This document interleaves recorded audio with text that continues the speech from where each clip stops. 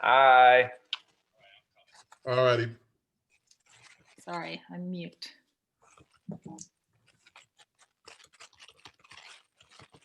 Does he need the link?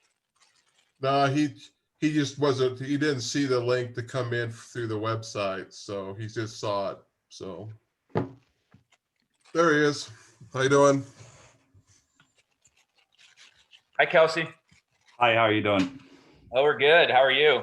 Well, I'm living the dream here.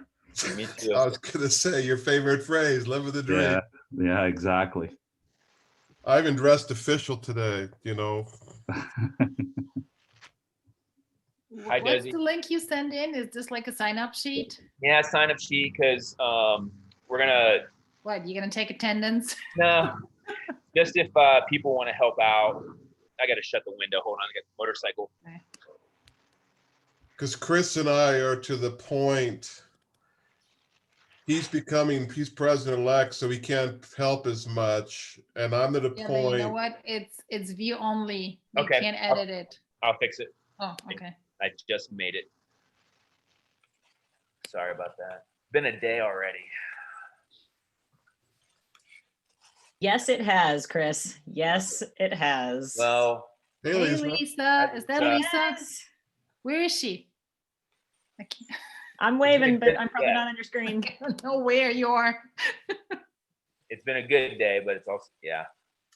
All right, let me get this fixed. And Lisa, you saw the PowerPoint presentation. I kind of put you. Yes. I kind of there she is. first. So let me get this link fixed. No, we were face You to can face. drag and drop people's faces now is glorious. I didn't know you could do that. Yeah, you can reorder them. Nice. Okay. All right, I'm still waiting for this link to work. Hey, Lee, how you doing? Link is not Good. working. Excuse me. Good. It's good Okay, to so see this is the everybody. best part of NABT, right? Seeing all your friends. It is. John, how are you? Good. Hi, everyone. It's a good day. Yes, it is. Indeed. Barry, how are you doing? Hi there. I told my husband we Sure. should celebrate with cheesesteaks. Wait, not yet, guys, not yet. I know, I can't quite let I myself can't. be It's like- happy. No, not yet. I'm not ready to relax yet. Yeah. So Desi, I think it should work now, hopefully. But Okay, let me see. See. No, it still says view only for me. I don't know why. can you refresh maybe, or I'll go back in. It's working for me. Try closing and coming back. No, yeah, it is. I think it is working for me too. It's just my internet is just. we were It's we were working. face, Thank you. we were face to face the last 10 weeks, and then yesterday at 2:30 they told us we're going remote on Monday. So I've been kind of scrambling. Like, this is gonna be helpful, but yeah. Now, Mark, for some of you coming on here, Sorry. Chris put in chat a link to a Google sheet.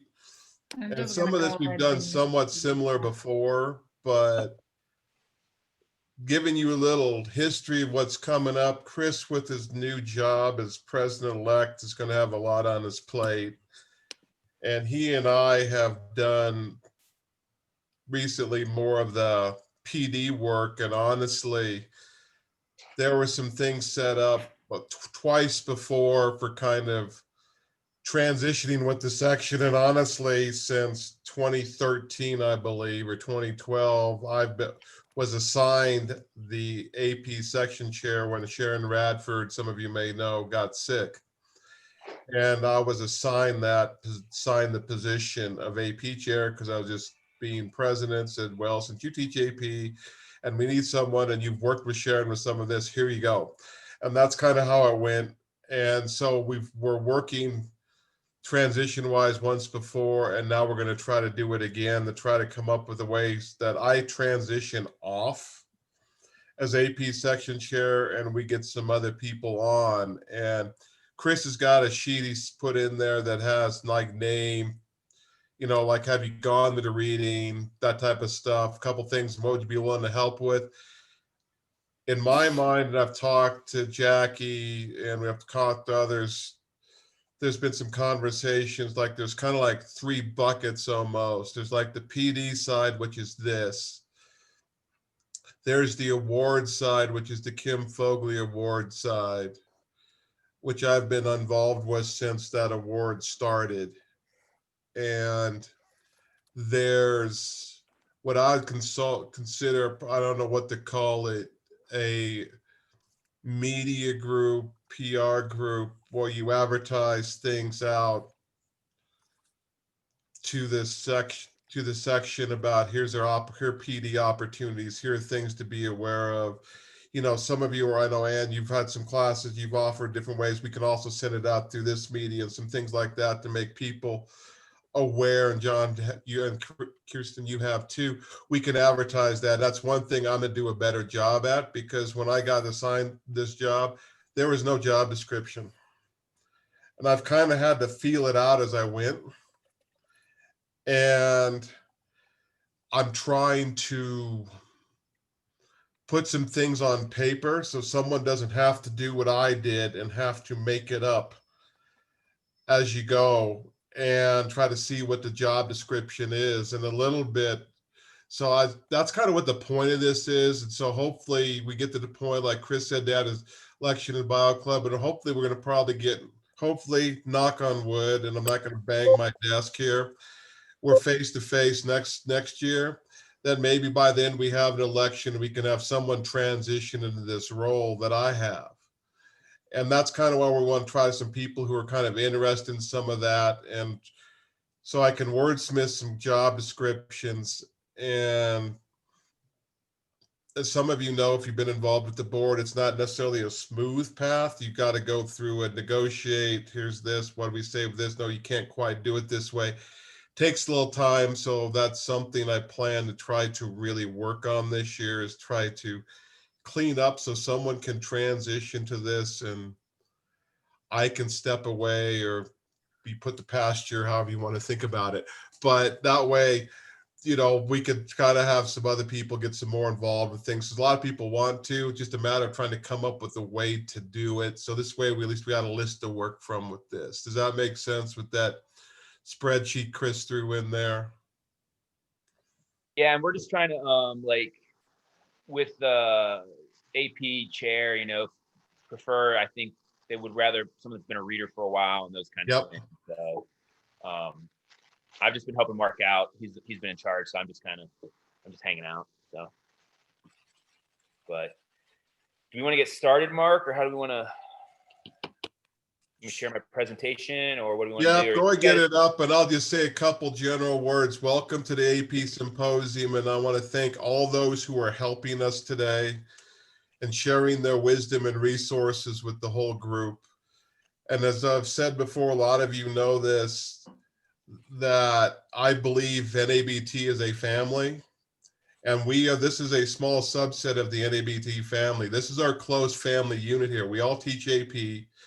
This is not how we wanted to teach it. This is not how we all signed up to do when we got into teaching. We've all had to adjust and change on the fly, and to be here to help each other out. And I'll say a couple of things. Some of you have heard me say this before, and I'll take this from Audra Ward. This is not the year to be super teacher. Give yourself a pass. You know, do the best you can with the circumstances you can as you go along. We are a family. We're here to help you out. We want to support each other and help each other out. And I know I have 2 or 3 folks here who made these AP daily videos. Shout out to you and taking the courage to do that and to meet those requirements, to try to stick to the CED, do them in the time frames, get those things ready on a tight time crunch. That is a heck of a lot of work, saying it very cleanly in rated G format. You could add like some colorful adjectives, because that is very difficult to do. And I admire them for doing that for everybody.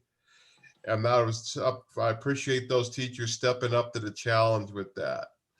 And, you know, like I said, we're here to support each other. Let's help each other out here. Again, I thank the folks who are going to share their information and knowledge with us today in advance. I appreciate everybody coming in here. Let's have a good symposium today. and I'll just be running the presentation. So those of you that are presenting, I couldn't think of another way. You just got to tell me when you want me to go to the next slide and all that kind of fun stuff. Does that make sense? This is a little new for me to try to.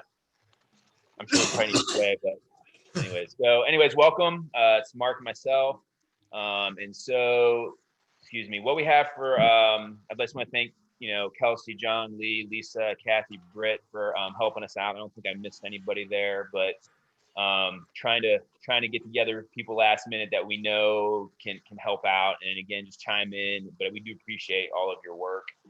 And so this is kind of welcome the norms. I think the challenges to teaching online as AP hybrid face-to-face, that might be just something to talk about, because I know all of us are in different situations. I know some of you have been completely online the whole time, and some of you have been hybrid, and I've been, like I said earlier, I was face-to-face up until Friday, and it was told I now got to go remote starting Monday, and we'll figure it out. College Board resources, Lisa, and then maybe even Kelsey wants to jump in on that. Storylining with Kathy and Britt, doing labs online, Lee, and I think John and Lee John's in there somewhere else. So John, I forgot to add your name. I'll fix that. The assessment piece online, that was just kind of open discussion, because I'm kind of interested in seeing how those of you, I know some are not assessing. There may be some that have to give tests online, or assessments. How are you doing that? And if you're not doing it, how it's working? I know Des, you talked about you're not doing much grading, right? So that might be, or are you guys gradeless? I thought maybe. Well, if you want to. Kind of. So I'm sorry, I had muted myself. It's I'm doing something similar to Paul, but very, very modified to fit my needs. So maybe if you could, when we get to that, if you're comfortable talking about that a little bit, because I know you mentioned it at the reception there. And then any kind of Q&A. I think Catherine is going to be on here with us at some point.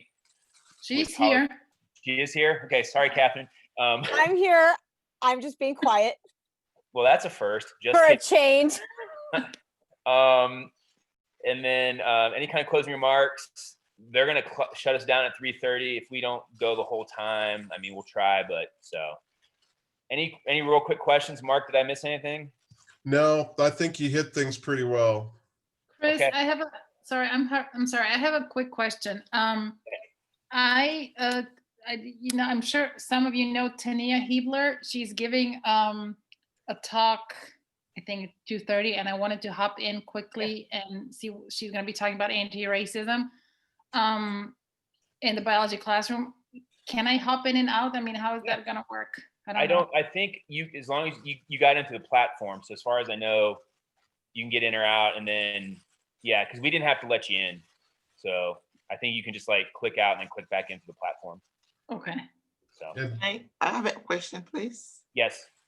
I just want to know if I'm at the right place.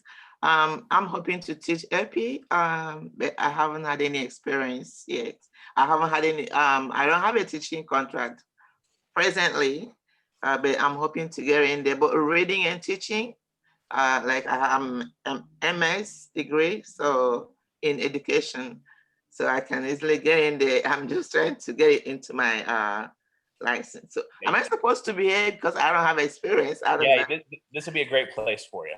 We'll help you out. So this is like the Avengers of the AP world is what I'll call it. So okay, thank you. And then any kind of closing remarks. And like I said, I would much rather do this in face to face, but it is what it is. So anybody else want to jump in? And like I said, we've got a lot of great people on here. So I just put the names there of people that I reached out to quickly. But if somebody else wants to jump in, feel free to.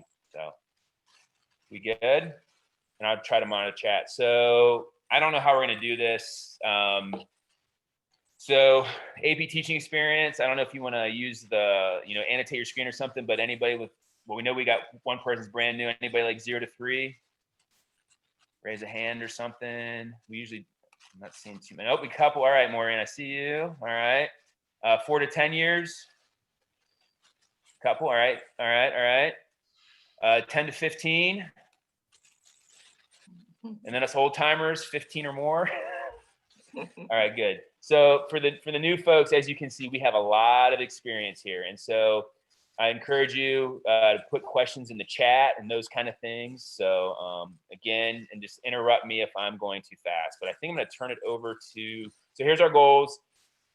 try to get some resources to navigate the online COVID learning situation. It's changing daily, and then maybe how we can support each other. I know that the AP Facebook page is very helpful. So Maureen and the new folks, I'd encourage you to try to get on the AP Facebook page, NABT Facebook page, those kind of things. Those will be helpful. So, Okay. and also try to find a mentor. Maybe we can find a mentor as well for you. Yep. Here, so. The other thing is this session is being recorded. If some of you jump in and out and think you missed something for some reason, and if you're at home, of course, life happens. And if you have to go deal with something, you know, if you miss something, this is being recorded, by the way.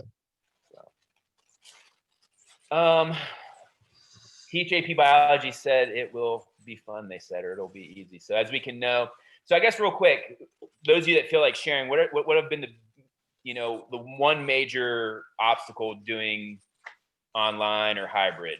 Just those of you that feel comfortable just chiming in real quick. What's been the biggest, just the one? I know there's many, but what's been the biggest obstacle? I see Lee laughing, but I was like, one? well, we can sit here all day. How long do Everybody's we saying have? labs. It's labs, okay? Labs.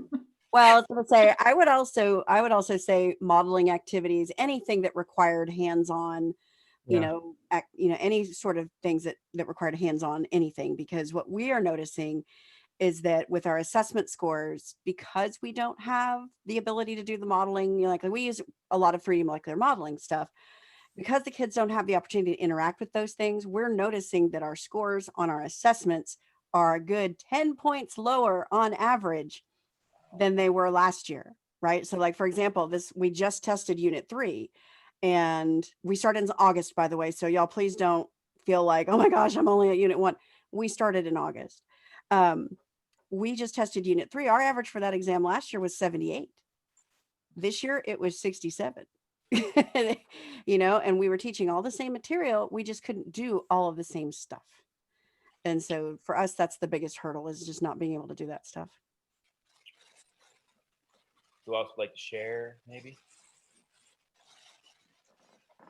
I honestly, my assessment scores have been higher, but it's because I don't feel as connected to the fun parts of things. What the kids are looking for is assessment. They're looking for what's going to be on a multiple choice test, what's going to be on the test, how do I learn it? And I'm having a very hard time engaging them with the passion of it, the fun, the other stuff that we threw in. I think my kids are getting the CED better because that's all they're focusing on, and they're not focusing on those more big picture ideas, and the other pieces of it, the connections that they're building, that kind of stuff. I'm struggling with that. Anybody else want to chime in? No?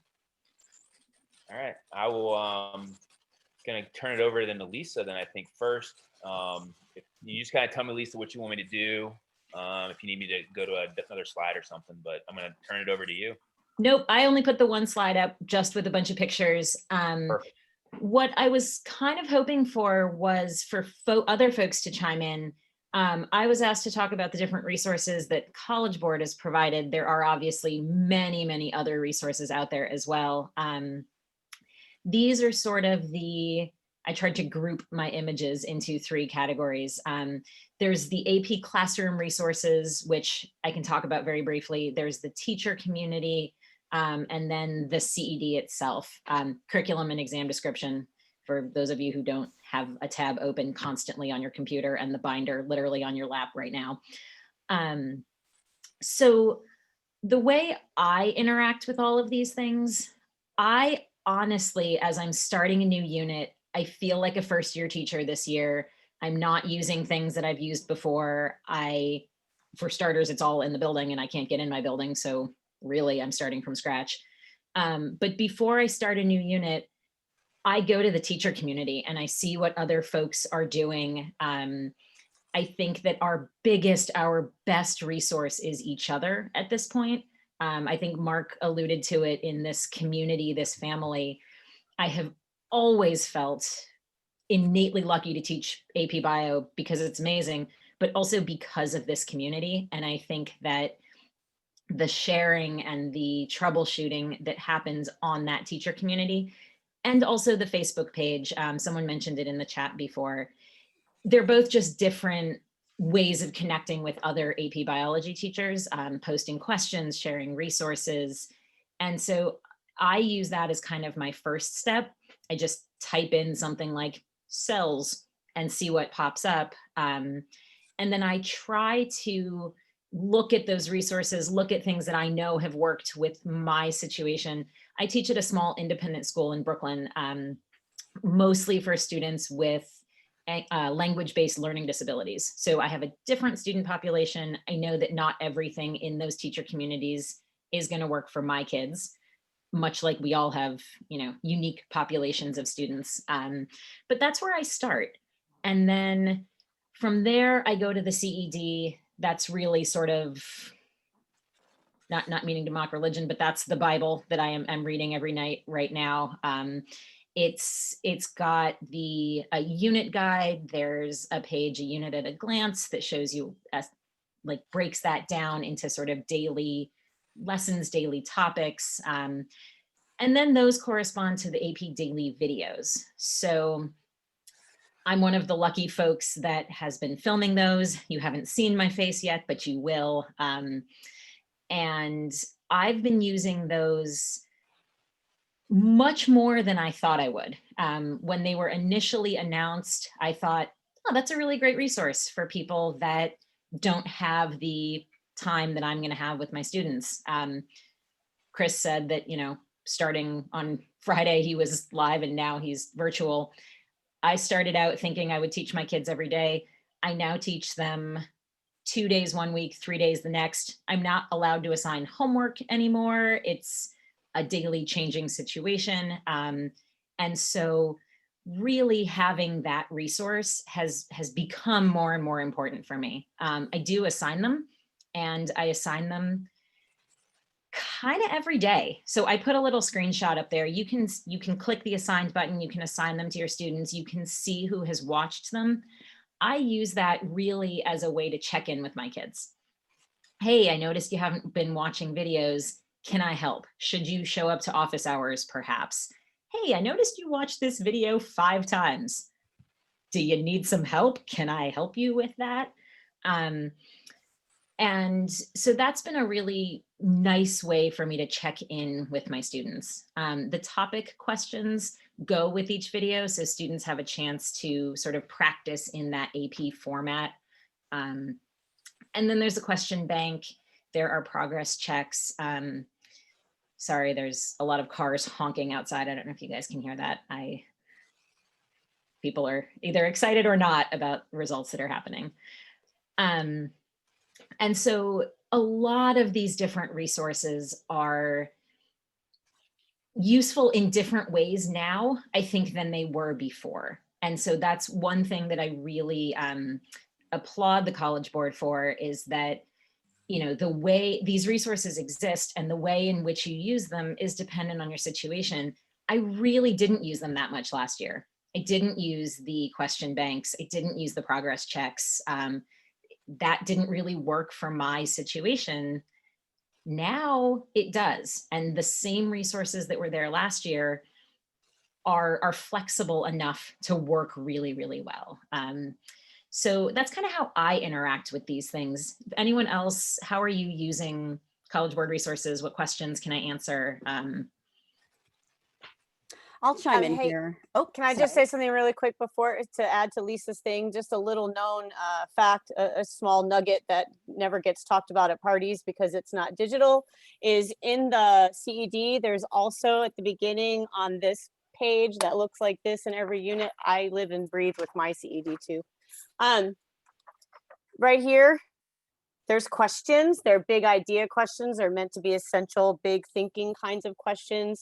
If you're not getting a lot of FaceTime with your kids, you can sort of put these questions to them at the beginning of the content you're teaching and see how well they can come up with an answer by the end. Have them continuously thinking about it all the way through. Just something to add. Now I'm going to be quiet and listen.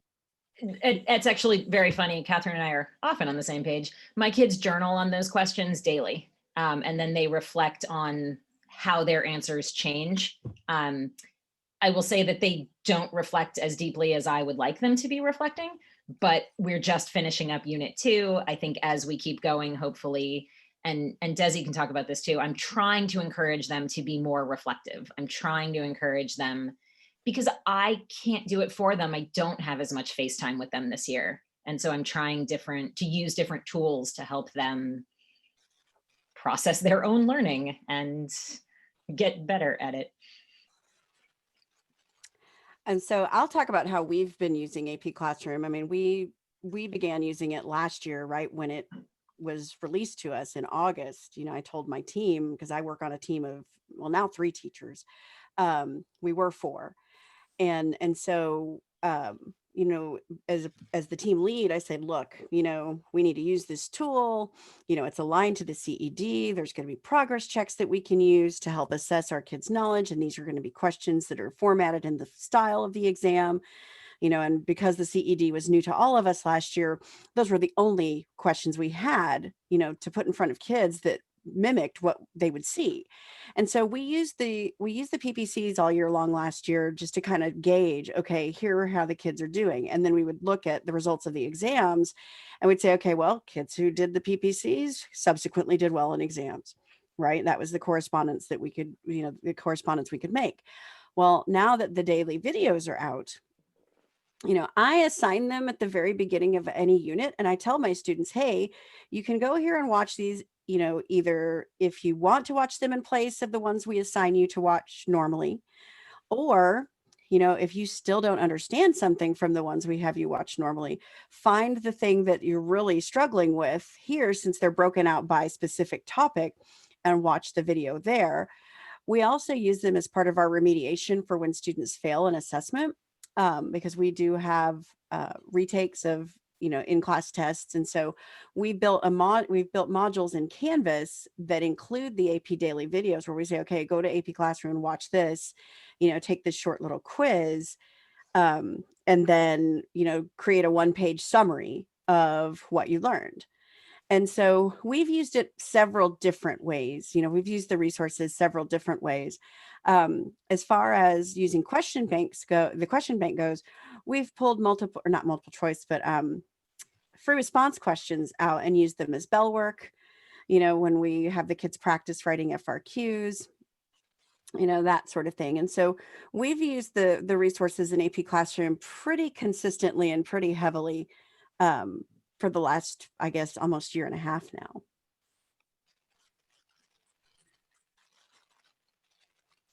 I guess I'll add, so I did some of the AP daily videos, and the one thing that I think Chris and Lisa and stuff they'll share with you is that we learned a lot. I mean, some of us have PTSD from it.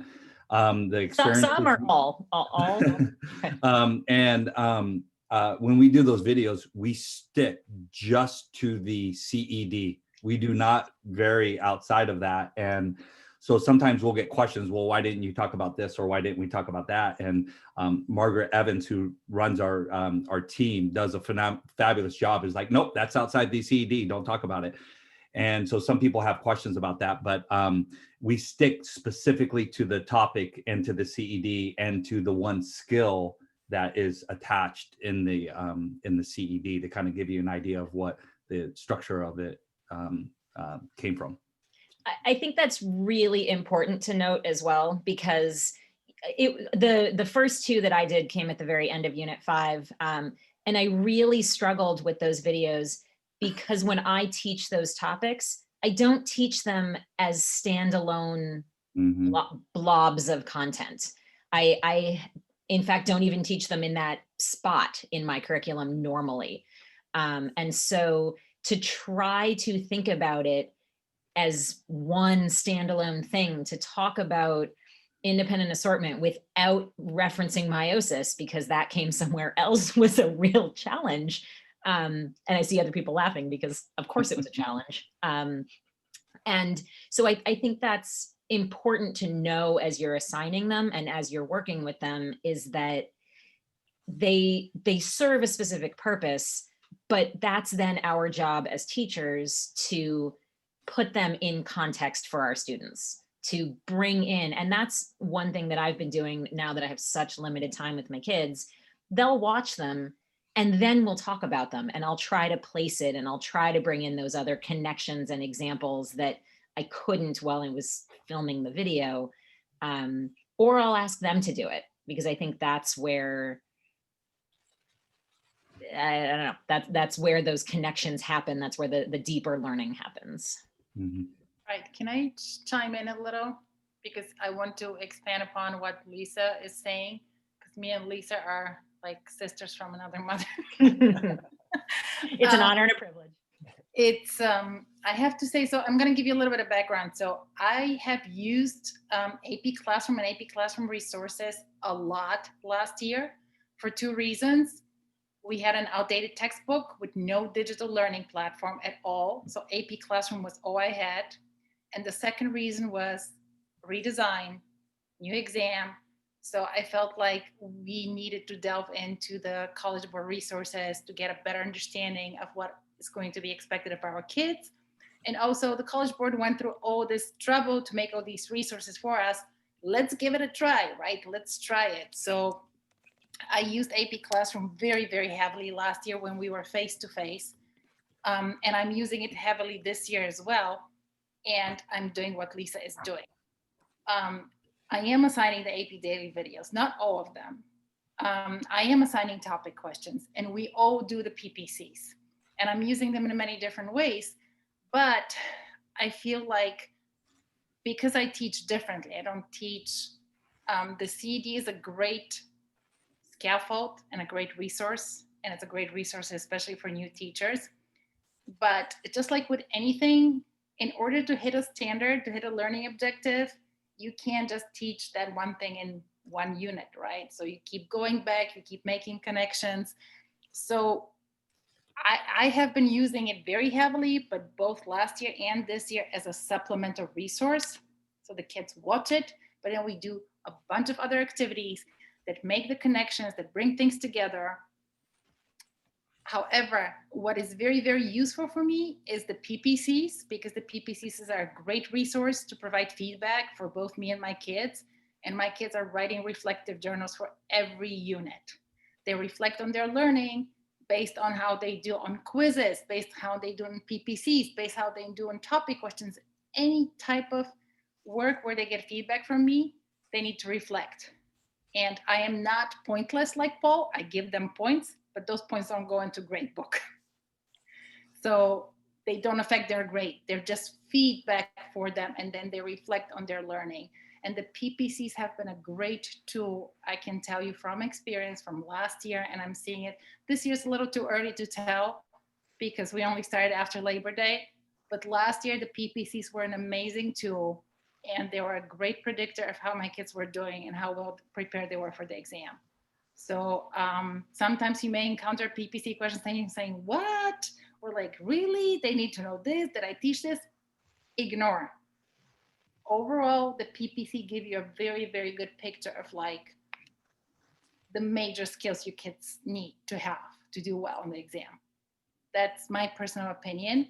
And I know some people are complaining about clunkiness and maybe not user-friendly. And all I have to say is this. The more you use it, the easier it gets. I have to interrupt and say, yes, I literally avoided it for most of last year because it was too clunky. I didn't have time to learn it. I didn't want to learn it. I tried and it was frustrating. I got over it because I started using it more, and it's worth it. Right. It's definitely worth it. It does get easier, and it has gotten better since last year. Yes. So I would strongly recommend using it. I'll add to this. I've been teaching it so long, the course, that I remember the one-page curriculum, and where we're at today with AP Classroom and all this. I mean, the equity that is now applied throughout the country is off the charts. Kelsey's telling my story. Go, Kelsey. Yeah, like human anatomy, 25%. What did that mean? Well, that meant 500 pages. Let's go. That meant the whole Campbell's had to be taught. It's 9 that's pounds. Right. So, I mean, now I'm an old timer now that there's only a handful of us that remember that one page. Hey, here's your curriculum. Go ahead. So The stuff that's online now and stuff like that is just off the charts. So the more you dive into it, it's the one thing about doing AP Daily that I learned is I was teaching some things I didn't need to teach. I really learned the CED even more. So anyways, I just wanted to chime in on that. I think that's the point Audra Ward was trying to make with the quote that Mark Little shared earlier, which is you don't need to be super teacher this year. And I've gotten on the phone with a few folks trying to ease their stress because we all want to teach to the max. Like Lisa said, she feels like she's not really connecting with the content, but the kids are maybe learning the CED. Like we're just teaching to the EKs this year because that's all the time we have. And that's certainly not my heart as an educator. But at the end of the day, if your school division is only allowing you to be with your students 112 minutes a week, I mean, right. there's only so much time. I mean, there's only 112 minutes, whatever. Right. So obviously that would never be my recommendation to teach the bare minimum. But if that's all you're being given and that's all you're allowed to do, or you're in a situation where your students are in very high stress situations, it's actually more respectful of their mental and physical well-being if we really don't try to also teach them the full endocrine system as well, even though that's a really great context for a lot of our stuff. So, and I mean, that's Catherine and I, like I said, we're often on the same page. I am in Brooklyn, New York. When we started going virtual last March, Brooklyn, every one of my AP students knew someone who was intimately affected with COVID. And, it didn't sit right in my heart to make them do, they signed a contract in September that they would spend 10 to 15 hours a week doing homework for my, that's not the right thing to do in that situation for my kids. And this year we had a very honest talk in the beginning of the year, and there are quite a few of my kids who really want the 4 or 5. They want it because they are going to use that credit to not have to try to pay less tuition in college. They really, really want it. And that's their goal. And if that's their goal, I can help them get there. I'm not super teacher, and I'm not going to get that sense of fulfillment in my heart. But you know what? It's Zoom school. I don't get fulfillment anyway. So I might as well help them in the ways that they need. And these are resources that have helped me do that this year. So. And I don't want to cut off Lisa, but no, please. I mean, we've got a lot. I mean, we have other stuff, and I just want to make sure. Do it, absolutely. No, but did you have anything else, Lisa, that you wanted to? No, sir. Add? And again, I'm not trying to cut anybody off, but we've got other. Go. You're the moderator. Do it. Well, I don't want to be the moderator, but I had to. So, all right, are we good? We're gonna have time at the end if anybody has more questions. Okay, please. What's PPC, if I may ask? PPC. Personal or progress check. Personal progress check. Those are. It's a set of quizzes already put together at the end of each unit in AP Classroom, already aligned to the course and exam description. You just have to assign it. Sorry, the College Board loves their acronyms. Some of them even mean more than one thing. It's confusing too, because now it's listed simply as progress check in AP Classroom. Right, they took personal out of it. That's helpful. That's helpful that they've changed the vernacular. Yeah. So Maureen, we'll try to be more respectful of those of us that don't all speak the language. Thank you for pointing that out. That's a good point. Yeah. So up next we have, what was it, Kathy and Britt, right? Yep. So if you guys, I don't know, you just tell me if I got to move a slide or something. I'm good at following directions. Well, I'm Kathy Van Hook.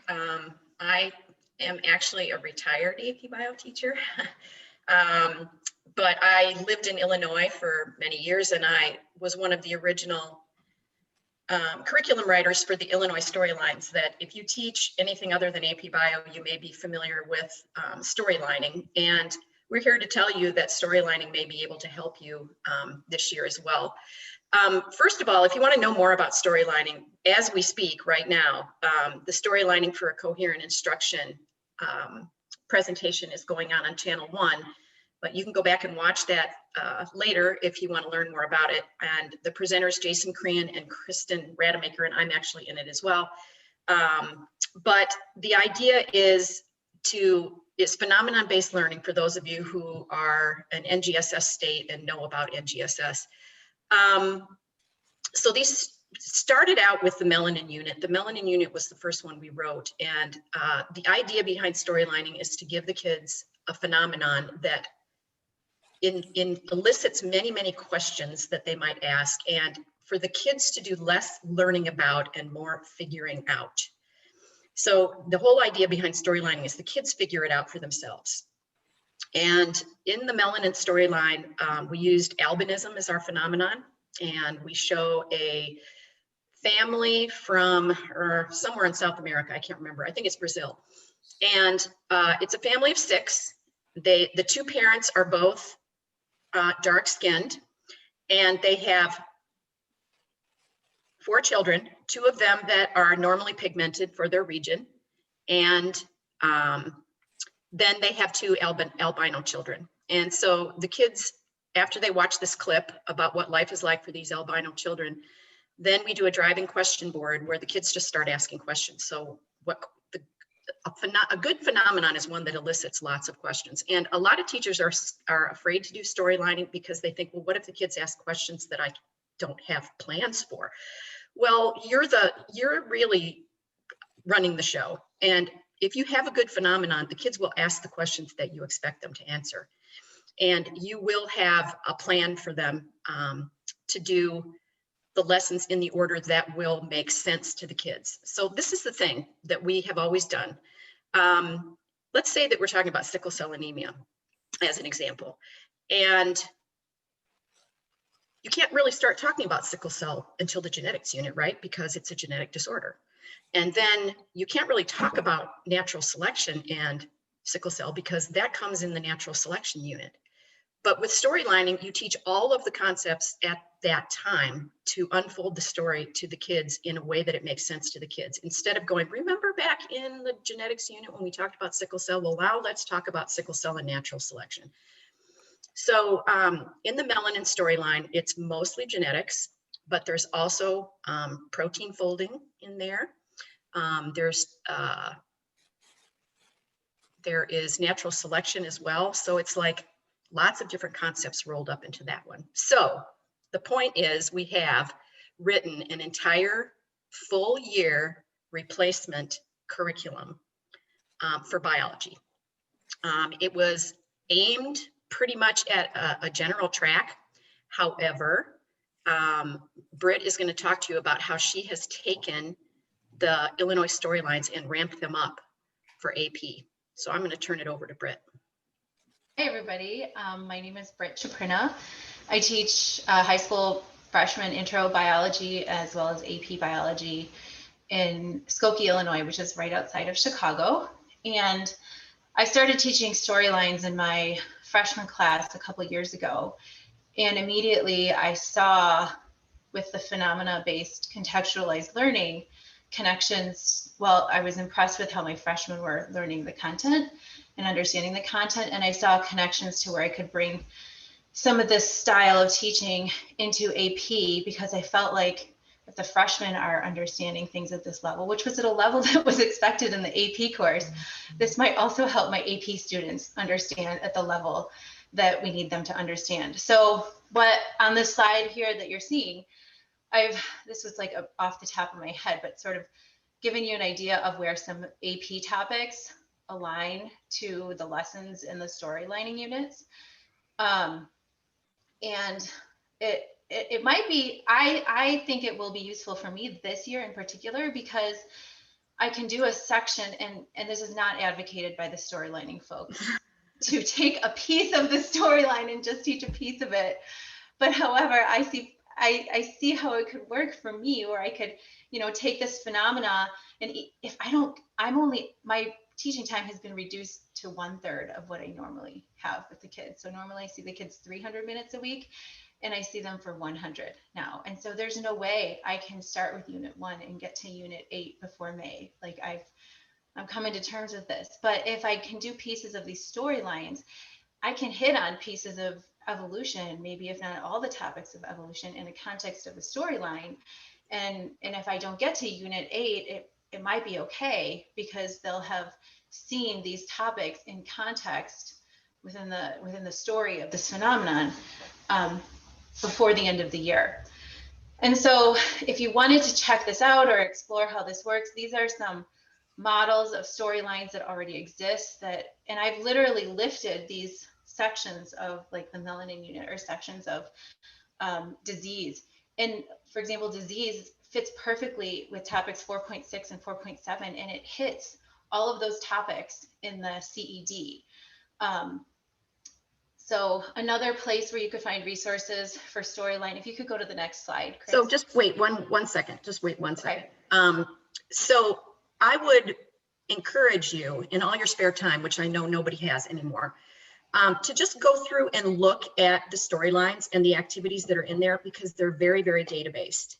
One of the criticisms that we've had is that there's not enough labs in there, but they're very, very data-based, and the storylines are written in such a way that the kids are figuring everything out. And so they're very, very, what's the word I want to use? They're skill-based. The kids They're skill-based, and they've been put together in a very deliberate way. So all those skills in the AP CED, like every storyline hits on every one of them. And the other thing that I have come to realize through teaching using some storylines in AP is that because you can take a phenomenon and pull in multiple content pieces, I think that helps the kids become more skilled at attacking the FRQs, because those FRQs are phenomena based and they will pull in multiple content areas. And so if the kids can learn like this, I think they have more confidence when attacking those FRQs. So I see in the chat you're asking for links. There's actually the Illinois Storylines title is a link to the presentation, and then each of those pictures, if you click on them, is a link to the calendar with all of the lessons. It's hard to go through them, but I can actually share with you. I have a couple syllabi from last year that, like the disease one in particular, I'd be willing to share that with people, where I have, you can see the sequence of lessons and with links to the activities and how I taught that in my classroom. So the other thing real quick is that is the link to the actual Illinois Science Teachers Association. If you want to find the storylines, you have to scroll down the page, and those pictures are links. You have to click on the picture. And we'll be posting this presentation. I'll put it on, because presentation. I mean, am I all right to post it in the Facebook group? I didn't know. Sure, it's freely available, and everything in it is free. Okay. Was this next slide? I'm sorry. Yes. Yeah, this was just another set of resources. If you wanted to play around, HHMI has so many resources where you can string them together to create your own storyline. Kathy and I have worked on like making a storyline out of sickle cell with those HHMI resources, and those are all those yellow phrases are all linked to take you to the HHMI activities. There's a storyline viewer in HHMI, and they have the lactose intolerance storyline. And then we were just brainstorming those topics at the bottom with tusklessness. There's a whole lot of resources on tusklessness that pull in different content areas that you could string together.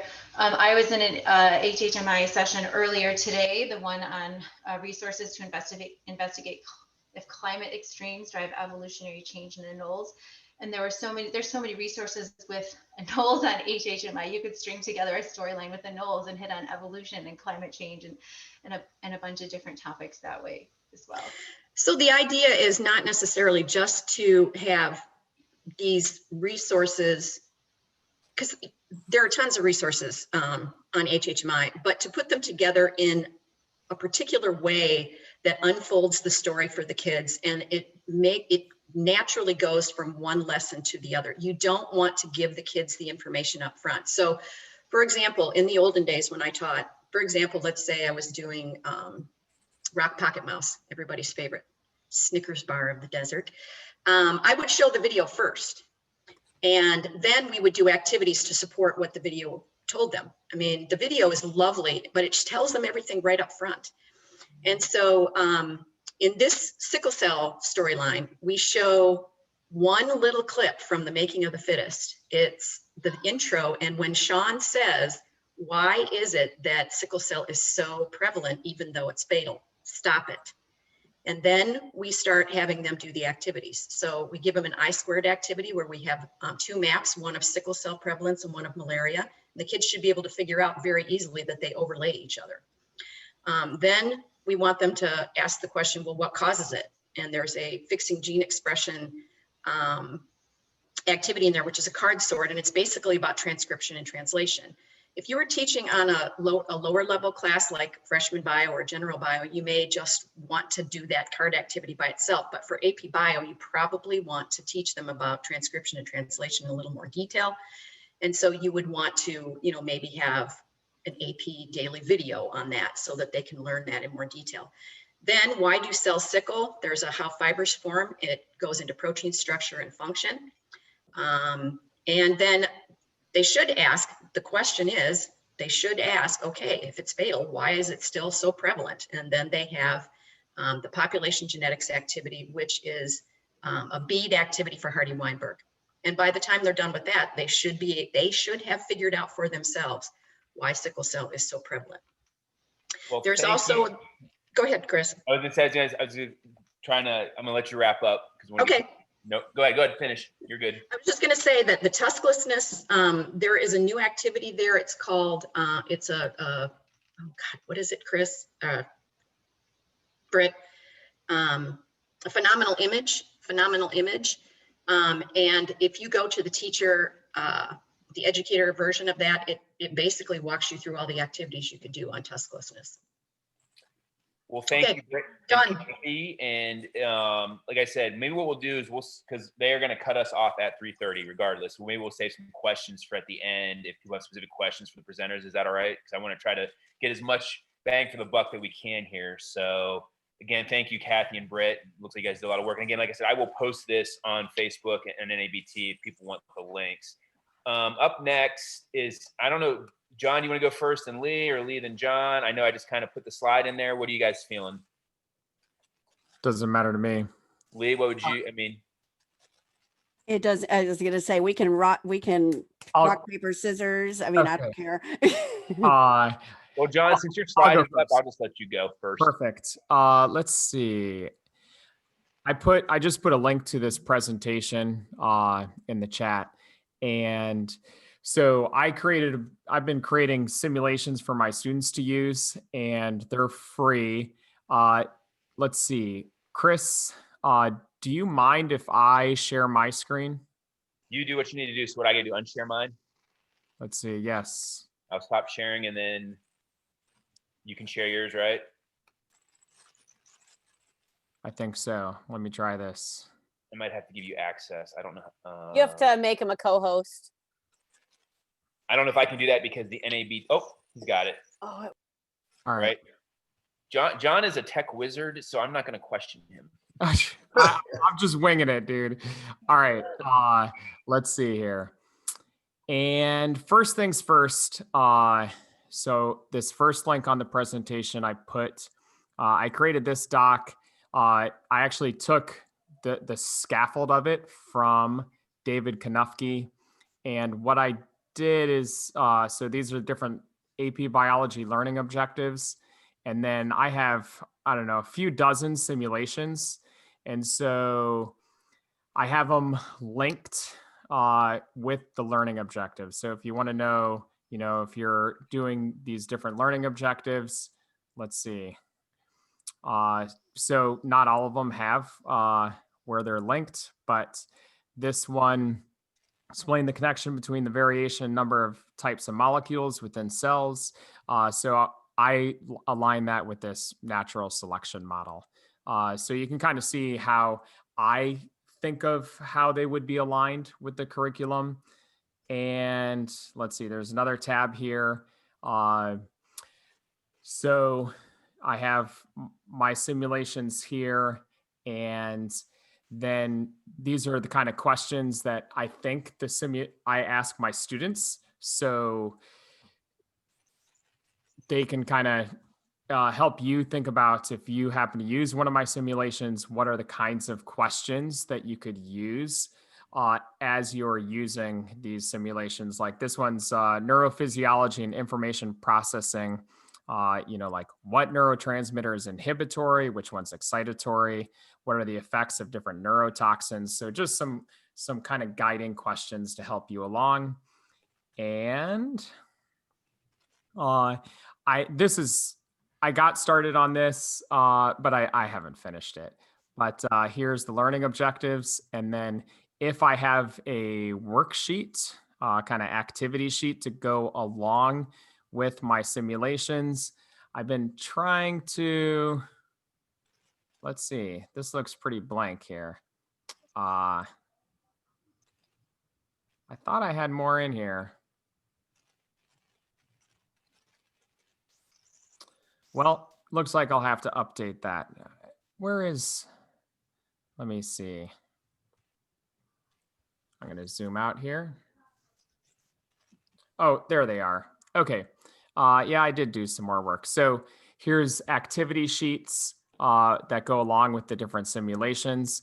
There aren't answer keys. I don't have answer keys to these, but so those are the simulations that's like helpful as I'm thinking of where they can apply. And if you're trying to think of where they apply, that's what you can do. Let me just like, how do you use one in class, or like, or how are you applying it? Yeah, so let me show you. So for example, I'll pick up, here's transformation experiment. And with my simulations, if you're running in a web browser like I am right now, I think just going through my website is fine. But if you're embedding it in Pear Deck, for example, or kids are going to be using it on their phone, I would use this link here it's the same simulation. It just takes it to where it's being housed on the website that I upload them to. So if you're using Pear Deck, for example, and you're putting it inside of a Pear Deck, this is what you can do. And then same thing if kids are using them on phones, putting them in that link it's a little easier to double swipe to look at the simulations. Real quick, under simulation.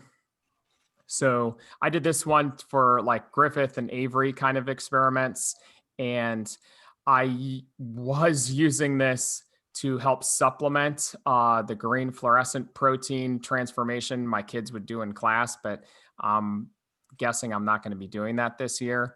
But you can run a simulation and then it gives you some data. So what I'm having my students do generally is first I'll do like what Kirsten Milks talked about yesterday in our session, do a graph walk or kind of pick up what are the independent and dependent variables. So I'll start with that just to get them oriented with the interface. Then I'll have them explore around for a little bit, and then they'll do hypothesis testing. So for example, if you add this heat-killed supernatant, how does that change it? Just a little bit. I add some ampicillin, and so then the AMP-resistant E. coli increase. So what my kids can do then, what I'm having them do is they'll use the simulation like they would use any kind of, think of like a vernier probe that's generating data. So they will use this data and then somehow try to graph this data. So they'll make like bar graphs and find out the standard error, the mean, but there's a whole host of data here. So they're having to try to pick how to represent this data in a bar graph and things like that. Let's see. Let me just show very quickly. So this was a document that my kids used for enzyme diversity. And if you're already past it, this won't be too helpful. Let me show you a student example, just so you get to see what my kids are doing with this. Come on. All right.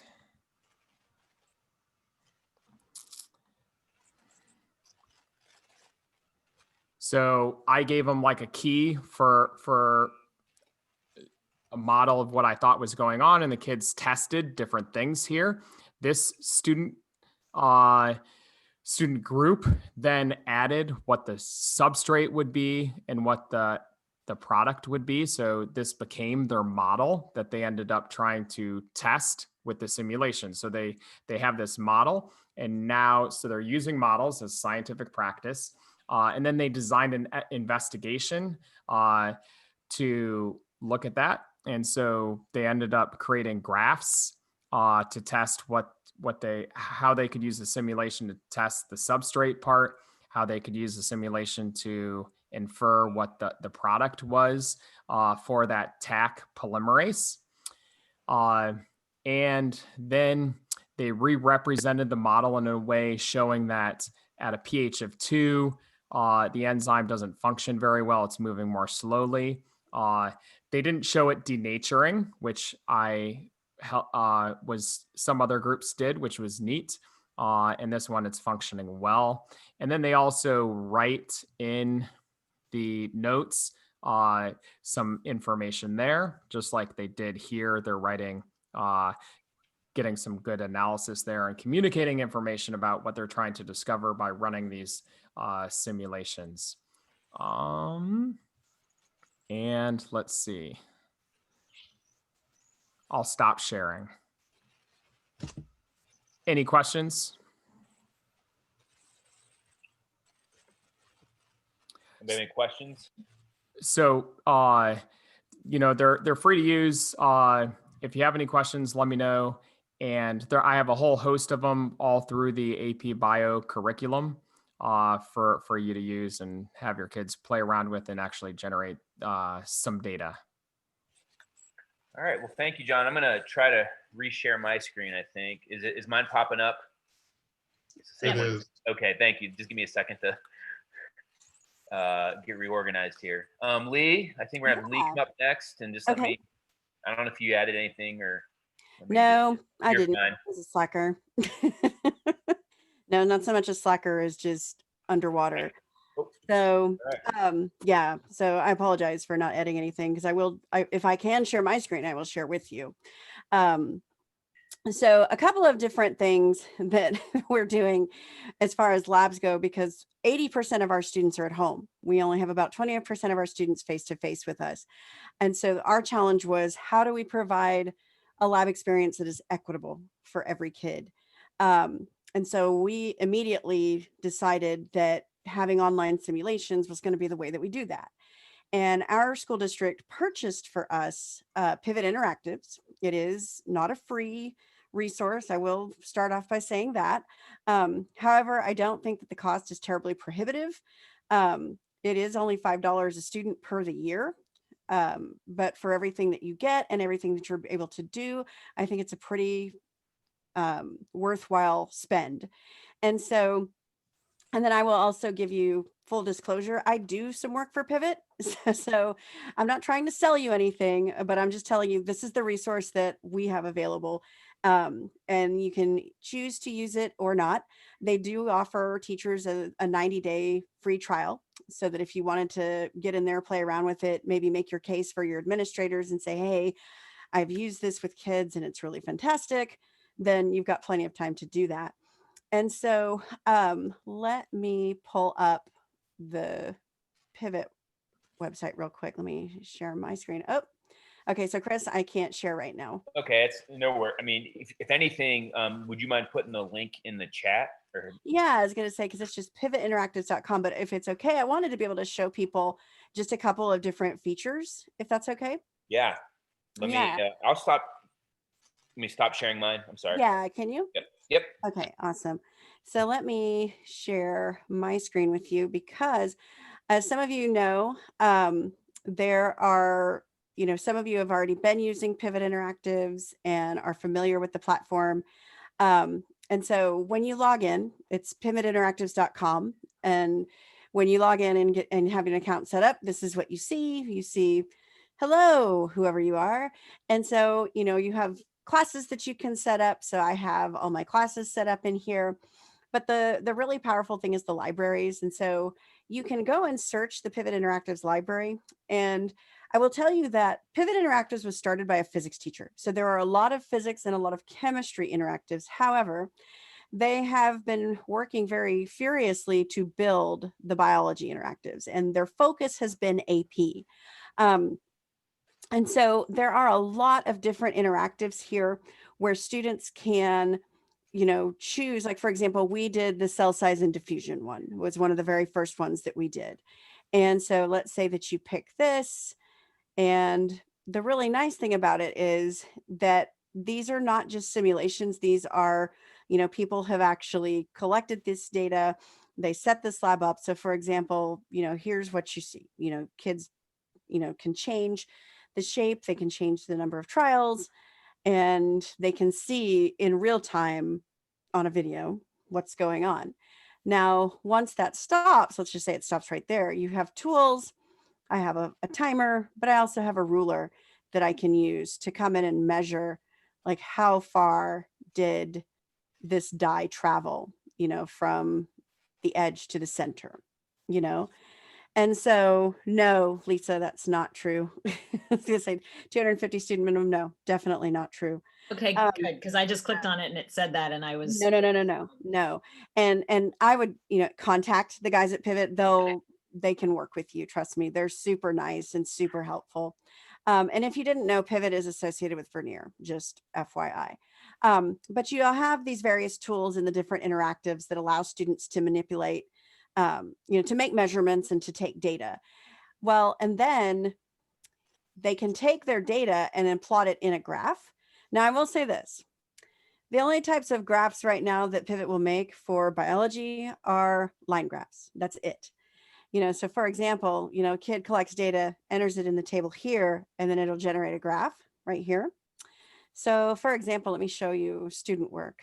Let me just kind of pull up this, and we will pull up this kid's work. Ignore the fact that you can see her name and her grade. All right, there we go. So if we go down here where she has her graph. So here's her different data that she chose.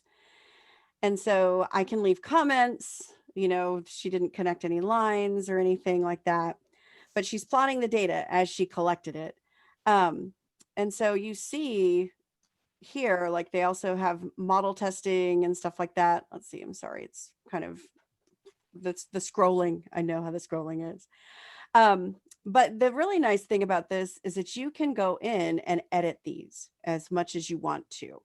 So for example, when we did our photosynthesis lab this last week, we called it Choose Your Own Adventure.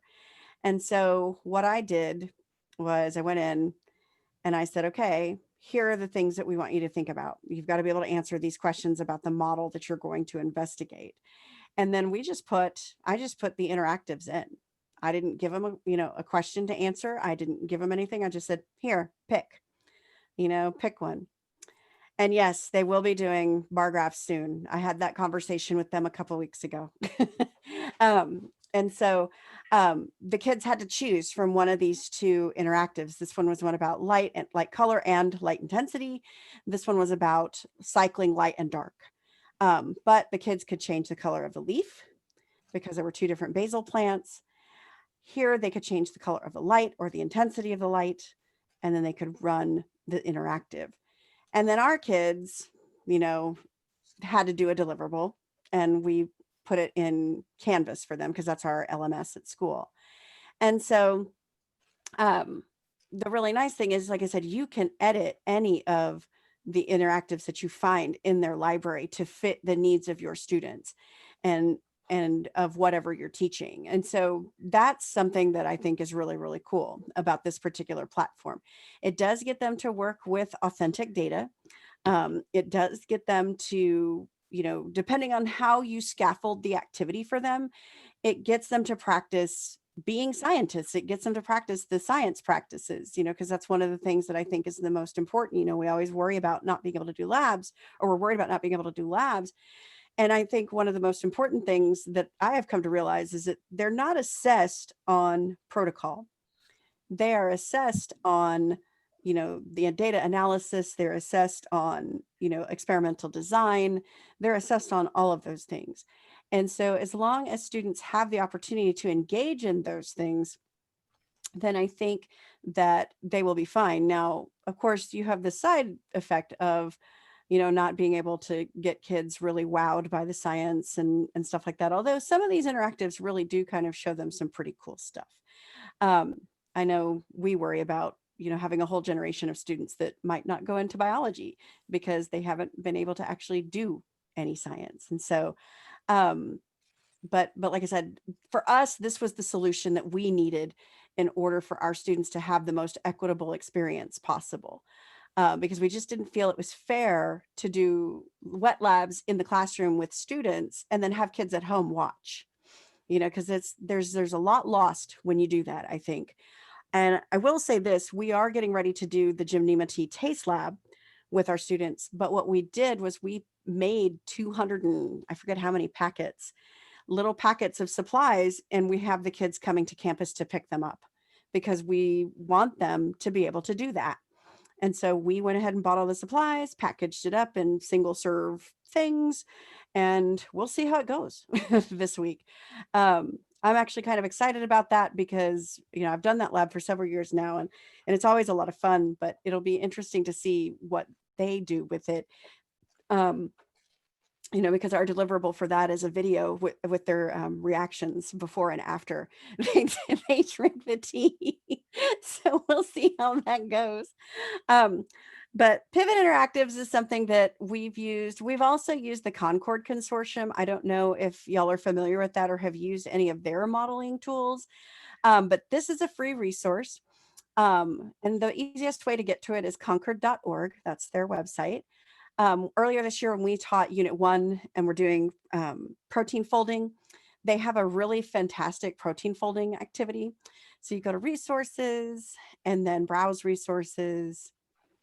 And then I just always sort by, let's see, life science, high school, higher ed is what I do, because then that narrows it down considerably for me. And what's really nice about these is that they do have them at different levels. And there's lots of different interactives. And so there's the cellular respiration one. Couldn't find that one earlier.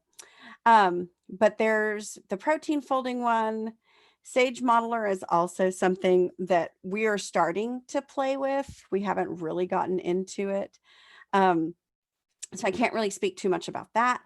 But like I said, the protein folding activity, my kids really liked because as Heather is saying, it helps them understand protein folding so much better. Let's see, it is exploring. It's one of these. I can't remember what it's called. Sorry. But it's in there, I promise. And we just wrote an activity to go along with it. And yeah, but there is actually a protein folding activity in here. Let's see if I can find it. If you can just search as protein folding, it pops up. Is it okay? Yeah, there it is. This is what we did with our kids. Yeah, and we just had them run it by themselves at home because I know that there's a way that you can like assign it and then they can save their work. We didn't do that, and so we just assigned it. You know, we just gave them the link to it and said, hey, here's the accompanying sheet that goes with it. Use this. And this is how we taught protein folding. Normally we would have the kids build models with the 3D molecular modeling kits, but of course that wasn't that wasn't possible for us to do this year, unfortunately. And so we've used Concord Consortium for stuff like this. I'll have to share it out of my school Google Drive, so I'll make a copy of it and put it in my personal Google Drive, because I try really hard not to share out of my school Google Drive, just because otherwise my email would be blowing up with requests for stuff. We have everything in Canvas now. And so it's not like I can put everything on a website like I used to be able to do. But we've done this. I've used the DNA to protein simulations. I've used a lot of their modeling stuff. And so I would highly recommend anything that Concord has, just because it's free, it's great, it fits with the curriculum perfectly. I used this version, Brian. I'm thinking this is it's tagged higher ed as well. And so I just used this version with my students, especially since I have a lot of sophomores who have not had chemistry. And so we have some kids that are concurrently enrolled in chemistry as well. And so I had to be mindful of that, because not all of my kids have a chemistry background. And so, and Gloria, they came out with a lot of that stuff after we had already begun the school year. And so, 3D molecular modeling is fantastic, as another fantastic resource. They are working really hard to put out a lot of their models in some sort of digital format that kids can use at home and that teachers can use for remote teaching. It's just that they started doing that after we had begun school, because we had started so early. And so we weren't able to take advantage of that. I may use it when we review in the spring, hopefully. We'll see. But those are just a couple of things that I have found to be super useful in terms of trying to provide my students with, lab experiences, with, interactive experiences, so that, if they're going to have to stare at a screen, they might as well be doing something with it instead of just sitting in front of it drooling, being Zoom zombies. And then just as an aside, I always tell my kids at the end of every Zoom session, okay, go outside. It's actually really nice out there. That's where the life science is. Go outside, enjoy the weather, because right now it's actually pretty nice out here in Texas. And at least until the end of November, it will be. So then it'll actually start to get cold. But again, thank you, Lee, sharing, and also John. We have 15 minutes left, and I told Catherine that she'd have to be on the hot seat for 15 minutes or so, but she's here to, this is just our time. Like I said, they told us at 3:30 they're cutting us off, so I just want to make sure. My last slide was just talking about if you're interested to go back up into the chat, and if you're interested in helping out with AP Symposium. But I want to leave now. I want to open this up for people if they've got questions, maybe for College Board that maybe Catherine can answer. If you want to ask other people that presented, this is just kind of like the open question period that we have for the last 10 or so minutes. So you can put in the chat, or if you just want to kind of ask, I don't know, whatever you guys, this is kind of what this last couple minutes is for. So feel free if you have any questions. No one has any questions for Catherine from College Board? I have a question. Go for it. This is what. So I have a colleague, and we teach AP together, and we've been using AP Classroom to do our exams, so we can have access to those secure questions. Okay. But if he constructs an exam in his account, I haven't figured out it. I don't know if this is possible. Is it possible for him to share it with me without me having to reconstruct the entire exam or quiz on my own? So I'll have to come back from behind my Oz curtain and tell you that Lee Ferguson is my go-to guru, because I can do some basic things in AP Classroom, but because I don't play with it like you guys do, I'm pretty sure there's a way. I think you have to make him a co-teacher, right, Lee? I think. Let me see. This. So we are co-teachers. You're our co-teachers. We are okay, co-teachers. So, Britt, I put my email in the chat. Email me that question, and Lee knows that. Karen, I'm gonna email Karen. Karen knows everything. Okay. I don't know if I should say this, but I'll tell you the workaround that we. Maybe you shouldn't. Okay. Do you plausible deniability, Britt? I highly recommend it. Okay. I was a teacher for 17 years. I know workarounds very well. So Catherine, I'm going to read some of the questions from the chat. That's okay. All right. Thank you. That's perfect. And again, it's more of AP Classroom, so I don't know if Catherine's going to be able to answer these, or if anybody, or Lee.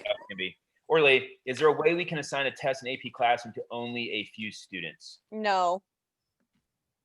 Okay, that's a no. I knew that one. Woo! You can extend time for You only a can few extend students, time. but you cannot assign one to just this kid or that kid or this kid. It's not, it doesn't have the functionality that your LMSs do. We In are my working on that functionality though, so that is in the list of things to come next. But I'm not promising that it will come, but that is something on the list of things that we would like to be able to do. So coming-ish, soonish. So this is from Heather, and I don't know if this is for Catherine or for the other readers. What was the big ahas you remember from last year's read for AP Biology? I have one. The big aha was maybe we didn't message well enough that there is a list of task verb definitions in the back of the CED. It's page 199. Everyone has their CED like right where they can reach it at all times, right? This is page 199 in the back, and all of the verbs, how we're going to expect students to answer questions are in the back. And I feel like it was pretty evident from the read, and I heard Mark already weigh in, that maybe kids were not prepared to the level that we said describe would be or explain or what it meant to do, justify or predict. So page 199 of your CED should probably be laminated, and you should sleep with it under your pillow. I think the biggest thing was like the majority of kids did not know the difference between describe and explain. Yeah, I agree with that, Desi. Yeah, it was just, it was heartbreaking. Like it was heartbreaking. Teachers don't know what, so like go back to the CD and read what it means. Yeah, and why that's important, guys, is when we write the scoring guidelines for the free response questions, those scoring guidelines are formulaic from what we said. If we ask a kid to explain how something simple, molecules diffuse through a cell, we're going to look for, and it is because we're going to look for sort of, an identify, describe, they sort of go hand in hand. So when you're teaching your kids to explain, it needs to rise to an actual reasoning level, like they're giving a reason. And we also delineate between what it means to explain how versus explain why. So like I said, laminate this thing, sleep with it under your pillow. If you don't have lamination, get some Scotch tape and lay stripes down. I mailed one home to every one of my kids. I printed them out and mailed them home. Yeah, They taped them on their walls. Yeah, that was my takeaway. Guys, use the science practices to teach your content. Yes, all absolutely. year, and practice writing free response questions and make sure the kids can understand how to use the differences between those task verbs. And I don't think I'm saying this out of turn, Catherine, and correct me, because the task verbs are provided for the teachers and the kids should be able to have access to those. They're expected to know those definitions and what they mean and how to use them fairly well. And the rubrics are probably a little tighter than maybe what some people were maybe doing in their classrooms, because the differences between explain how and why and things describe are tighter. It was an unfortunate sort of tragedy, because this was the year the brand new CED and a lot of stuff was new, and most people were cut short starting middle of February, which is really when you get started, right, figuring out like, and you're really getting rolling. Hopefully you're not like doing full-fledged FRQs in September, because that's terrifying to kids, but probably by like February. Lee's smiling because you don't do full-fledged FRQ, right? No, I wasn't that we teacher. don't even do them in the first semester. And I'm not bullying anyone, but I never gave a full-length practice AP exam on the first day of school to scare my children. I wanted them to stay. Can I add something super quick? Sure. Because we're focusing so much on using the task verbs and FRQs. And we have 7 minutes. Yeah, just super fast. We use those task verbs all the time.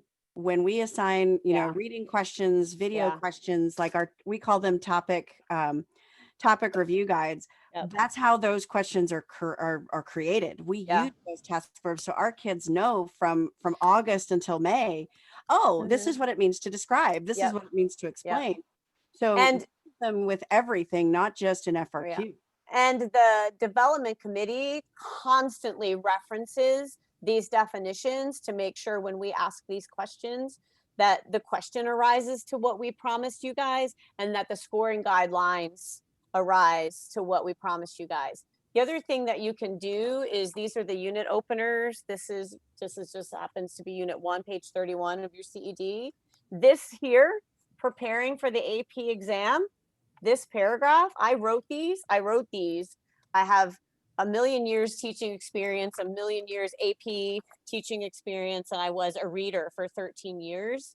And so if you are struggling with how do you prepare your students for each of these content, go in there. I know it's extra reading. I know you don't have any time. I know. Catherine, I know. So there's because we probably got time for one more question. Yep. But my email's in the chat. Please feel free to email me. No question is too small, and you are not bothering me. And just so that this comes from you. Sorry, can I quickly add something before I forget? I'm sorry. I missed the part on assessment because I went to a different session, but I just wanted to tell you this: describe and explain.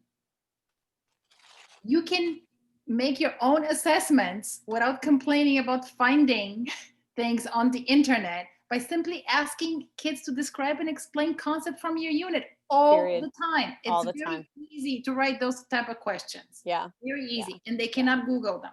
Yeah. So Catherine, thank you, Desi. Yes. Can you just clarify, because I've gotten 3 or 4 questions about the format of the exam, and that way at least it's coming from you, that online versus face-to-face option, just so that there's you can do that. Yeah, Heather had a question. Yeah, so AP classroom questions, if they are secure, which is the practice exam items, you can assign those at will as you would. But what you cannot do with them is you cannot review them over like Zoom or something like that. You can't put them out publicly on a platform outside of AP Classroom because you cannot control your kids screen grabbing them or any of that kind of thing. Obviously, we can't control what teachers and students are going to do with our secure stuff. But the thing I get emailed most about is teachers frustrated that our stuff is out there on the internet. And we cannot stop people from doing that. We can only depend on people to do the right thing. So anything that anything that does not have the blue shield is stuff you can discuss over your Zoom or whatever your platforms are in Canvas or wherever you're teaching. But if it's secure, you can only assign it in AP Classroom. And in fact, it goes away after the kids submit it. And you should not, this is plausible deniability, should not screen grab them, put them somewhere else, email them to people. You should not do any of these things. But if it is a found publicly kind of item, then you can almost do whatever you want with it. But if it's a secure item for this, you have 12,000 other colleagues that also teach this course, and they want these secure exams as well. So please don't put them out to the world. And then also for the exam in May, there is going to be a face-to-face option and a virtual option, right? And they're going to be like the actual AP exam in May, or I can't speak to whether or not there's going to be a virtual option. Okay. The paper pencil option is a full go, and it is a full-length exam. So I know there are teachers that had a lot of heartache and PTSD, not to make light of that, but I mean, this is probably where we are right now, right? Mentally.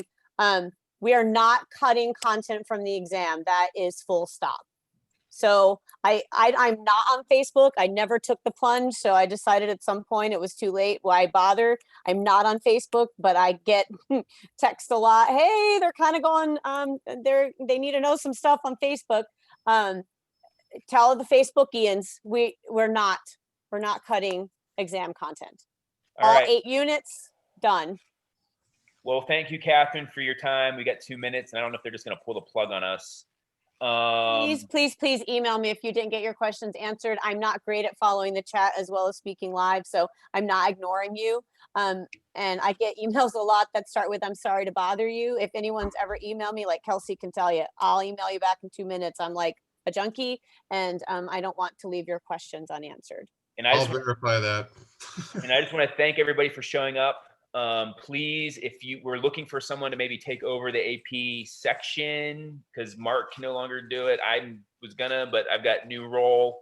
So if you are interested in helping out, please get into that Google form, and it's fun. He's being modest. Did he tell you guys he's the newest member of the AP Biology Development Committee for the exam? Yes. Woo! We'll see how that goes. We'll see how long, right, Catherine? But anyways, No, for the long haul, Chris. You but, signed the contract with your blood. yeah. So, anyways, thanks again, everybody. You're all awesome. Job's rough right now.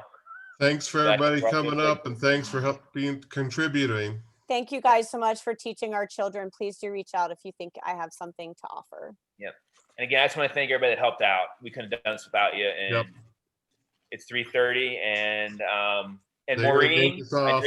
you're new. Please reach out. There's plenty of people here to help you. They are willing to share. So that's one thing about our community is that they help each other out. So Yes, we Just do. in this Zoom room, the talent that's in this Zoom room is phenomenal. Can I just shout out quick, John Darkow? Like, your stuff is brilliant. I'm as a personal human, I'm not co-signing his College Board, although he is on the list of digital resources. But anyway, it's amazing. Thank you. Thanks, Catherine. all right. Thank Well, you. I'm gonna Thank you very Can we much. can we say happy belated birthday to Liz? sure.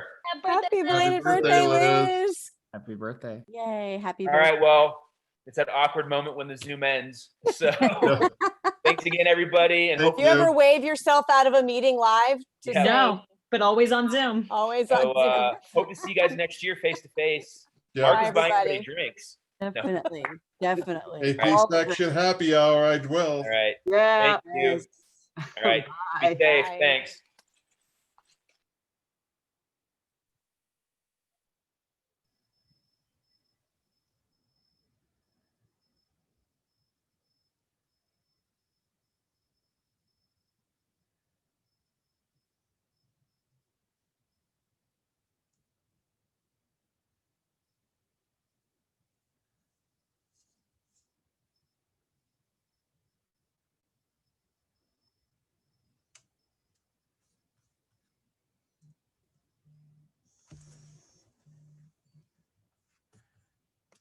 Hey, how you doing? Oh, it's not actually Jackie, it's Janet.